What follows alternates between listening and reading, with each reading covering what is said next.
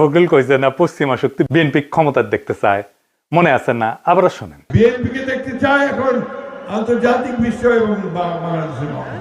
আচ্ছা, আপনাদের মনে ইচ্ছা আছে না ভারত কাকে বাংলাদেশে ক্ষমতায় দেখতে চায়? আমি আজ দেখামো ভারত কাক ক্ষমতার দেখতে চায়। কোন ষড়যন্ত্র তত্ত্ব না, একেবারে ফ্যাক্ট দিয়ে দেখামো ইন্ডিয়া কাক ক্ষমতার দেখতে চায়। তাহলে আমগারে কোনটি দেখা লাগবি? যে দেখা লাগবি ইন্ডিয়া মিডিয়ায়, ইন্ডিয়ান বুদ্ধিজীবীদের কথায়, ইন্ডিয়ান পলিটিশিয়ানদের কথায়, তাদের ডিপ্লোম্যাটিক ভাষায়, আর দেখা লাগবি আন্তর্জাতিক থিঙ্ক ট্যাঙ্কের নিরপেক্ষ বক্তব্যে। আসেন দেখি ইন্ডিয়ান মিডিয়া থিঙ্ক ট্যাঙ্ক কি করছে। থিঙ্ক ট্যাঙ্কি শুনলে আমার আবার গুয়ের ট্যাঙ্কের কথা মনে হয়ে যায়।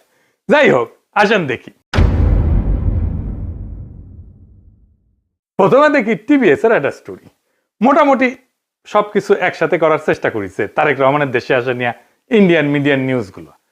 টাইটেল দিছে Tarique Rahman's home coming, a view from India. Tarique রহমানের দেশে ফেরা ভারতের দৃষ্টিতে।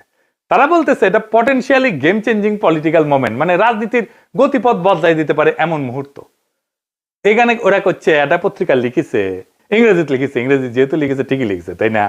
এটা বাংলা করলে বোঝা যায়, সাম্প্রতিক কিছু ইঙ্গিত থেকে বোঝা যাচ্ছে যে বিএনপি এবং ভারতের মধ্যে সতর্কভাবে সম্পর্ক পুনর্গঠনের একটা সম্ভাবনা তৈরি হয়েছে, যা দুইটা সাম্প্রতিক ঘটনার উপরে ভিত্তি করিয়া।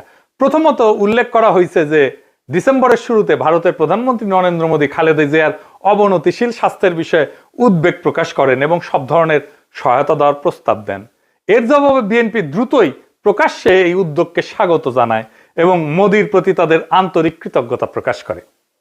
পর্যবেক্ষকদের মতে এই বিনিময়কে দুই পক্ষের সম্পর্ক উষ্ণ হওয়ার একটা ছোট হইলেও তাৎপর্যপূর্ণ সংকেত হিসাবে দেখা হচ্ছে।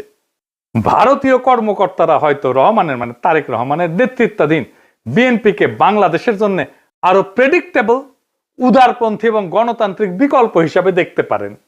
এইবার আমরা সুবীর ভৌমিকের বক্তব্যটা দেখে আসি। হ্যাঁ, ভারত বাংলাদেশে কোন সরকার চাইবে? খুব সোজা উত্তর আমি তোমায় দিয়ে দিচ্ছি।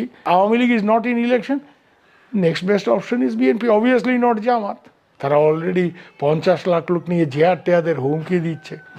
ফলে জামাত অবভিয়াসলি ইন্ডিয়া চাইবে না। অত অনেক কথা, ডিপ্লোম্যাটিক কথা বলে তো লাভ। কানেকশনটা হচ্ছে 71। আমরা একসাথে, আমার সৈন্য এবং মুক্তিযোদ্ধারা রক্ত ঝরিয়েছে, সেই সুবাদে Awami League. This is the historical fact. তো এই জায়গাতে হঠাৎ করে আজকে অন্য কিছু ডাইনামিক্স চলে আসবে, এটা তো আশা করাটাও ভুল। কিন্তু যে গভর্নমেন্ট আসবে তার সাথে ইন্ডিয়াকে তো ডিল করতে হবে।